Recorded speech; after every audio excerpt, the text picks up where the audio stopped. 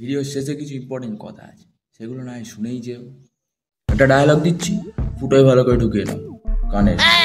23 সালে যে গরম পড়েছিল আর 2024 সালে যে গরম চলছে আপাতত, এখনও যদি আমরা সচেতন না হই, এখনও যদি আমরা গাছ না লাগাই, হাফ সেঞ্চুরি তো দূরের কথা, আগামী দিনে 55-56 ডিগ্রি চলে যাবে। তো বেঙ্গালুরুর মতো অবস্থা হয়ে যাবে আমাদের যদি এখনও আমরা গাছ না লাগাই। বেঙ্গালুরুর অবস্থা তোমরা নিশ্চয়ই জানো যে ওখানে জল পাওয়া দুষ্কর। ভিডিওটা দেখার সঙ্গে সঙ্গে আমি চাই তোমরাও একটা করে গাছ লাগাও। তো চলো এবার ভিডিওতে যাওয়া যাক। একটা স্ট্যাটাস দিই, প্রতিদিন একই প্রবলেম। আমি একটা স্ট্যাটাস দিয়েছিলাম হোয়াটসঅ্যাপে, ভাই বলছে গরম গরম, বাইরের থেকে ঘুরে আসার পর আমার ঘরে ঠান্ডা লাগছে। তার রিপ্লাই আসে কিছুটা এরকম,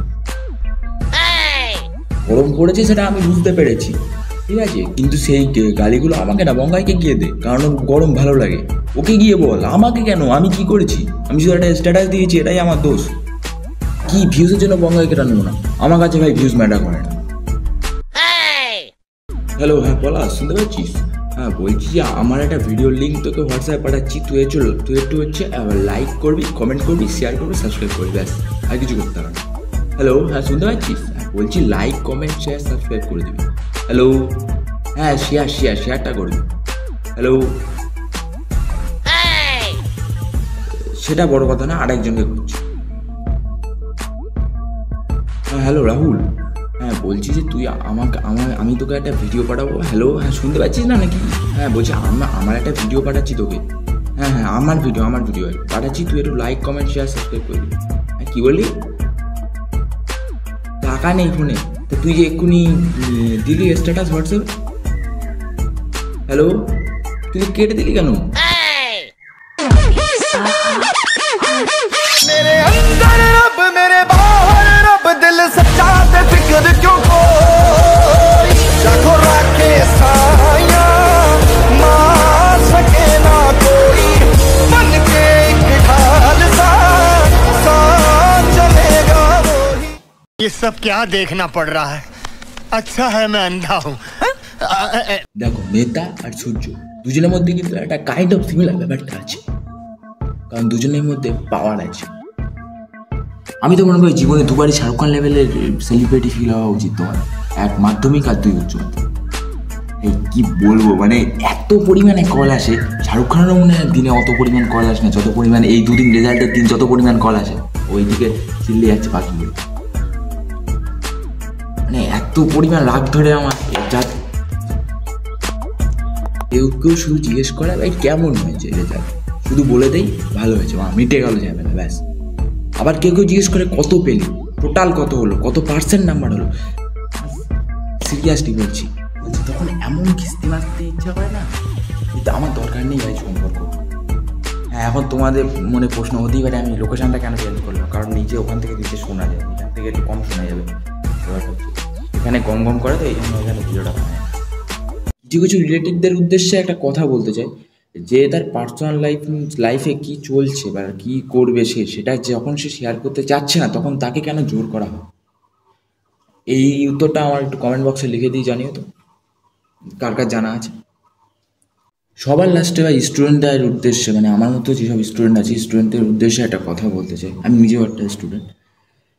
এখনকার দিনে ভাই মার্কস ম্যাটার করে না, তার কারণ হচ্ছে যেখানে 25,000 লোকের চাকরি চলে যেতে পারে, সেখানে ভাই একটা মাধ্যমিক উচ্চ মাধ্যমিকের রেজাল্টের মানে মার্কস ম্যাটার করছে কোথায়? যেখানে শিক্ষিত ছেলেরা বেকার, সেখানে মার্কস ম্যাটার করছে কোথায়? ভিডিও বানাচ্ছে আর একটা পাখি একদম এখানটাতে এসে দেখে যাচ্ছে। কিছু ক্ষেত্রে মার্কস ম্যাটার করে, যেমন তুমি যদি মাধ্যমিকে ভালো মার্কস না পাও তাহলে তোমাকে সায়েন্স দেবে না, তুমি যদি উচ্চ মাধ্যমিকে ভালো মার্কস না পাও তাহলে তোমাকে ভালো কলেজে ভর্তি নেবে না। জীবনে আপস অ্যান্ড ডাউন থাকবে, আপস অ্যান্ড ডাউনস নিয়েই জীবন। তুমি যে আজকে খারাপ রেজাল্ট করেছো মানে এমন না যে তুমি সারা জীবনই ব্যাক বেঞ্চার হয়ে থেকে যাবে। আজ যে তোমার থেকে বেশি পেয়ে তোমাকে টিটকিরি মারছে, বেশি মার্কস পেয়ে যে তোমাকে আজকে টিটকিরি মারছে, হয়তো তারই এমনই একদিন সময় আসলো সেই তোমাকে ফোন করে বলছে ভাই এটা চাকরি হবে। উপরওয়ালা তো স্ক্রিপ্ট লিখে আমাদেরকে এখানে পাঠিয়েছে, শুধু আমাদের কাজ হলো অ্যাক্টিং করা। এবার তোমাদের মধ্যে এরকম কনফিউশন আসতেই পারে যে হচ্ছে এটা আবার হয় নাকি এরকম, হবে না। তাহলে নয় লাস্টে এই একটাই কথা শুনে তারপরে নয় গানের থেকে হেডফোনটা খুলো।